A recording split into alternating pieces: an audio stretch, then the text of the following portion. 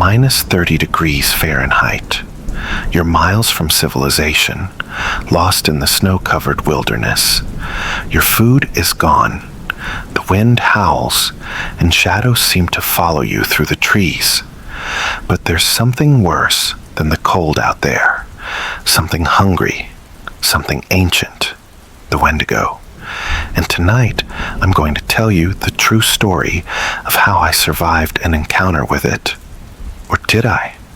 I don't know how long I've been out here. Days? Weeks? The cold has eaten away at my sense of time. I should have known better than to head into the northern forests in the middle of winter. But when you're desperate for the quiet, an escape from life, sometimes your judgment gets clouded. My name is Eric, and I'm a photographer. I had gone on this solo trip to capture the beauty of the untouched winter landscapes, but I wasn't prepared for what was about to happen.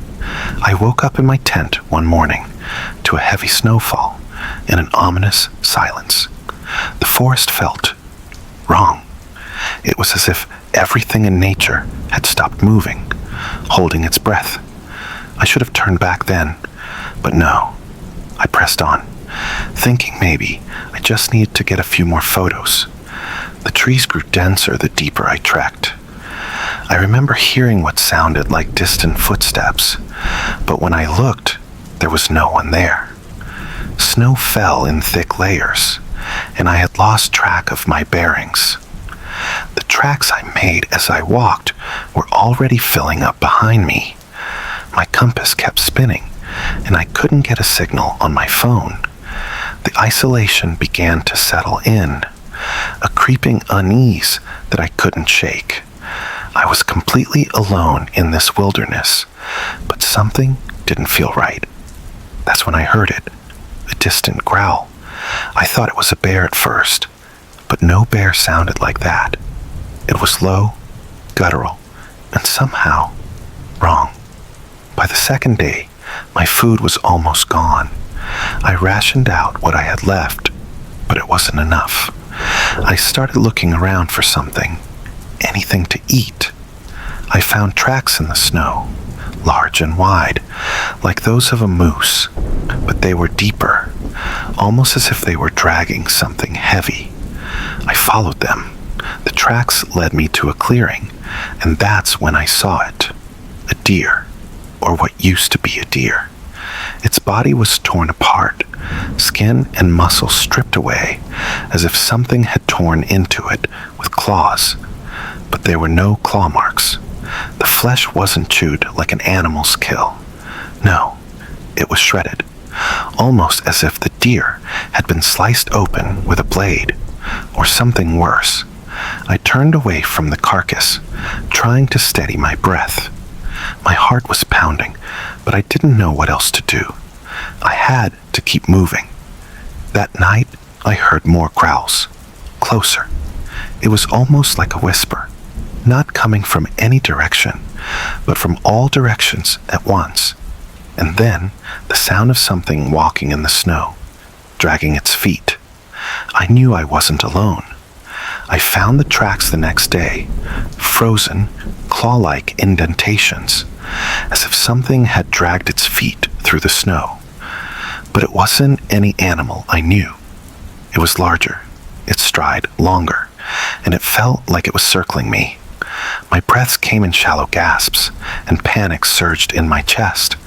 I tried to run, but the snow kept piling higher, and the trail kept twisting, confusing me.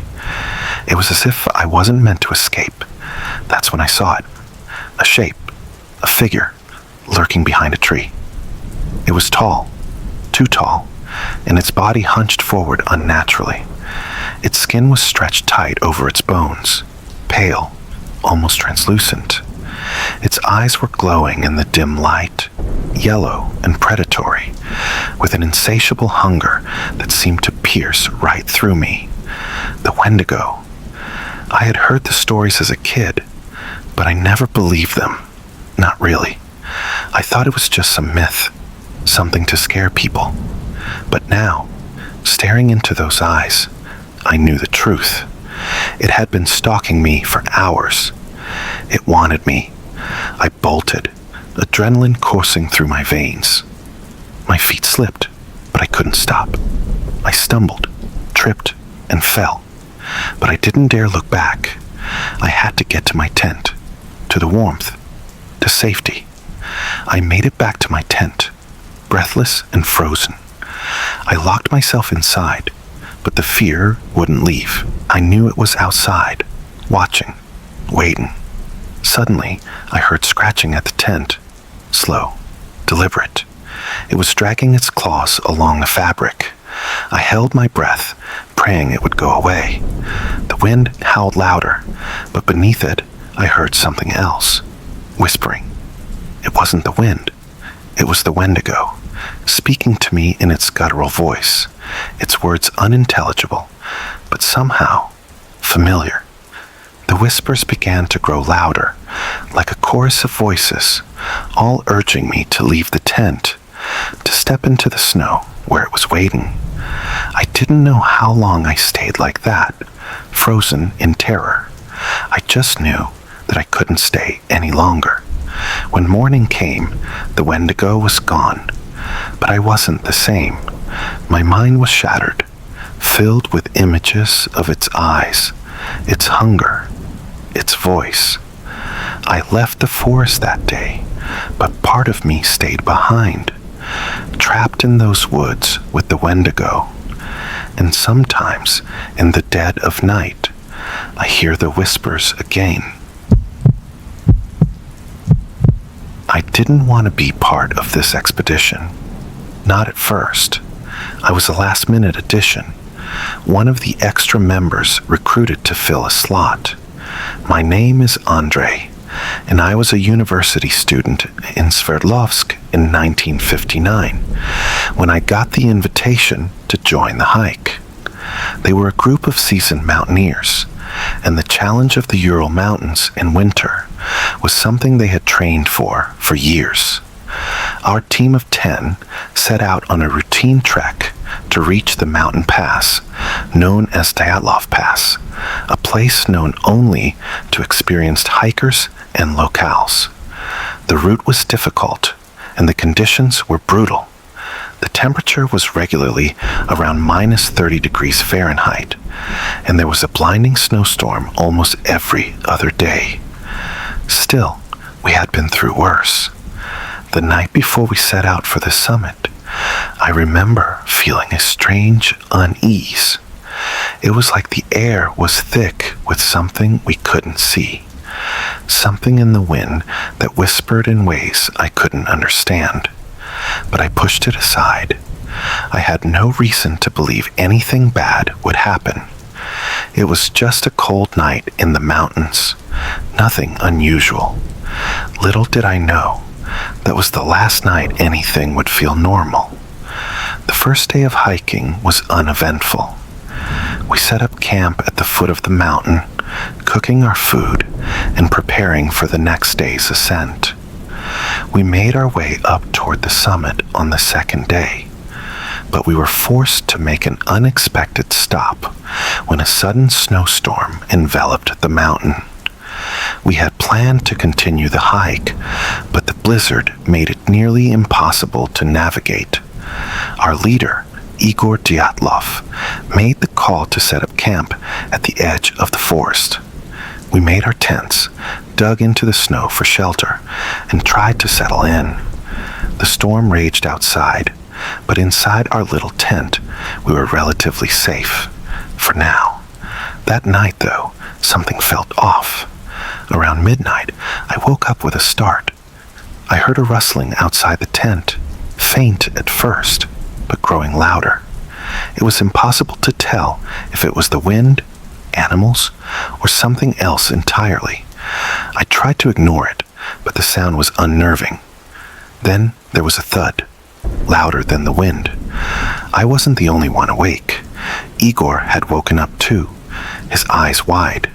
He whispered to me, "Did you hear that?" Before I could respond, we all heard it. The unmistakable sound of footsteps outside our tent. I was too scared to move. We all lay there, frozen, listening to the sounds getting closer. Then, as suddenly as it started, the footsteps stopped. The rest of the night passed in an eerie silence, but no one slept. I don't know if anyone else heard it, but I swear I felt something huge and lumbering, circling our camp.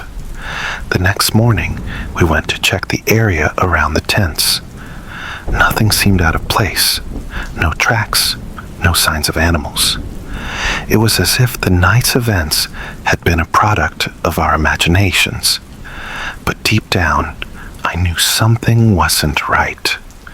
The real nightmare began the following day, when we were supposed to head back to our base camp. We packed our things and made our way down the mountain, but we couldn't find any signs of the others. Our tent, which we had left behind, was gone, taken, as if it had been ripped from the earth. Panic set in. Igor's voice cracked as he tried to call for the others. There was no answer. We followed the trail, the one we'd made on our way up, but it didn't lead anywhere familiar. The snow was deeper now, and the storm had left its mark. Then, in the distance, we saw it. The footprints, deep and erratic, cutting through the snow in every direction. They weren't our tracks. As we approached, the first horror revealed itself. One of the members, Lyudmila, was lying in the snow. Her body was contorted in a position that made my stomach turn. Her eyes were wide open, frozen in terror. She was wearing only her underwear, her clothes scattered about. As we looked around, we saw the others in similar conditions, scattered, mutilated, and exposed to the bitter cold. There was no sign of struggle, no explanation for the chaos. No animal could have done this. It was as if they had been driven to madness and torn apart in their final moments. When we found the others, it was clear something had torn through them, brutally, but there was more. Some of their bodies showed signs of blunt force trauma, broken ribs and skulls. Some had their eyes missing. One of the hikers had a gaping wound in his chest, the cavity empty, as though something had consumed it. The most chilling part, their clothing. Some of the hikers had torn off their clothes and run out into the snow, barefoot, even though the temperature was below freezing. It was as though they were in a frantic, desperate state of mind. But what had driven them to it? I remember, even as I stumbled across the scene, something was missing, something important. There were no signs of any wild animals, no tracks leading away, nothing that made sense. But then we found it. There, just beyond the trees, was a strange, unnatural indentation in the snow, a perfect circle. It wasn't caused by a tree, or a rock, or even an avalanche. It was something else, something that shouldn't have been there. I don't know how much time passed, but we kept searching, our minds racing for answers. As we returned to the site of the camp, we discovered a terrifying piece of evidence, pieces of fabric, torn and stained, that didn't belong to any of us. They were different, foreign, nothing we recognized. We also found strange markings on the trees, deep gouges that hadn't been made by any known animal. It was as though something had scratched its way through the trunks. We never found the full answers. The Dyatlov Pass incident remains one of the most chilling, unsolved mysteries in history. And to this day, I wonder, was it an animal attack? A military experiment gone wrong? Or was there something more sinister lurking in those mountains? Something we never saw, but something we felt. Imagine waking up to find a murderer, hiding in your home, living among you for days, eating your food, and sleeping in your beds. This is exactly what happened at the Hinterkaifeck farm in 1922. 6 members of the Gruber family were brutally murdered, and the killer, or killers, seemingly lived among them after the crime. But the most terrifying part, the killer was never caught. Join me as I take you through the chilling, unsolved mystery of the Hinterkaifeck murders, and the terrifying truth that might still haunt the farm today. My name is Lucas, and I was born just a few miles from Hinterkaifeck, the infamous farm that became the site of one of the most chilling murders in German history. I grew up hearing whispers about it, the strange happenings, the inexplicable events, the rumors that still lingered long after the murderers were never found. But the real terror didn't start with the murders. It started long before that, when the Gruber family first noticed strange occurrences at their isolated farmhouse.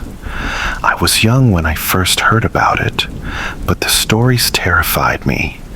Stories about footsteps in the attic, strange noises at night, and the overwhelming feeling that someone was watching. I didn't believe it at first. After all, it was just a farmhouse on the edge of the woods. But when I learned the truth, when I came face to face with the dark history of Hinterkaifeck, I couldn't shake the feeling that something evil had been lurking there long before the murders took place. It was late March 1922 when the Gruber family began to notice that something was wrong. The patriarch, Andreas Gruber, had lived alone with his daughter Victoria and her 2 children, the youngest of whom was barely a year old. They lived on a small, isolated farm in the woods of Bavaria, surrounded by miles of forest and fields. The first sign that something was amiss came when Andreas discovered strange footprints leading from the woods to his home. The snow was fresh, and there were no signs of anyone else nearby. The tracks were not from an animal, but from a person, leading straight up to the house. Andreas mentioned this to his neighbor, but they dismissed it. After all, it was a farm in the middle of nowhere. People came and went, but then the strange noises started. At night, the family would hear footsteps in the attic, the sound of something heavy moving around above them. Victoria, who was already on edge, would wake up to the sound of someone breathing in the dark. But when she looked around, no one was there. And it wasn't just the noises. Strange things were happening inside the house. The family would find doors unlocked, food missing from the pantry, and furniture disturbed. But every time they investigated, there was no one to be found. It was as if someone had been living with them, without their knowledge. But who and why? It was on the night of March 31st that the nightmare truly began. The Gruber family had planned to visit a nearby town, but after the strange occurrences, they decided to stay in. Andreas Gruber, ever the stubborn man, decided to work late in the barn, and his daughter Victoria tucked the children into bed. They were all together that night, unaware that death was already creeping closer. Around 10 p.m., something or someone approached the farmhouse. The first to die was Andreas Gruber. He was struck from behind in the barn with a heavy blunt object, likely a pickaxe or a hammer. His body was found sprawled on the ground, his face twisted in horror. Next, Victoria was killed in her own bed. The murderer moved silently through the house, dispatching each family member with cold precision. The 2 children were also murdered. one in their bed, the other in the barn. But what makes the murder so chilling is that the killer didn't just flee after the crime. No, they stayed. In the days that followed, the killer lived in the house. The neighbors grew suspicious when no one had seen the Gruber family for days. They called the police, who arrived on April 4th to find the gruesome scene. But what was even more unsettling was what they found inside the house. The murderer hadn't fled.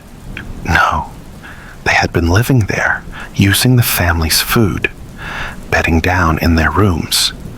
The fire in the stove was still warm, and there were signs that the killer had been eating meals and sleeping in the beds of the murdered. It was clear that the killer knew the family's routine well. They had planned this, not as a spur-of-the-moment crime, but as something more calculated. For days, they had stayed inside, undetected, in the very home where the murders had occurred, and somehow, no one had suspected a thing. The police found no signs of forced entry. All the doors and windows had been locked from the inside. There was no blood trail leading away from the house, and the murderer's footprints disappeared into the surrounding woods. To this day, no one knows who killed the Gruber family or why. Several theories have been proposed over the years. Some believe it was a family member who snapped, possibly the oldest son, who had returned home after being away for some time. Others suggest it was a stranger, a criminal who had been hiding in the woods, waiting for the right moment to strike. But the most chilling possibility is that the killer was someone who had been living in the house for days before the murders. The idea that the family's killer was right there, among them, sharing meals and sleeping in their beds, is enough to make anyone's skin crawl. No one was ever arrested for the murders. The case went cold, and the Hinterkaifeck farm was abandoned. Some say the farm is still haunted today, its empty rooms echoing with the memories of the horrific events that transpired there. In the end, the Hinterkaifeck murders remain one of the most terrifying unsolved cases in history. The killer, or killers, were never found, and the chilling thought that someone was living among the family before and after the murders still haunts me to this day. Was it a family member, a stranger, or something even darker? We may never know, but the terror of that night and the horrors that came before it are far from forgotten.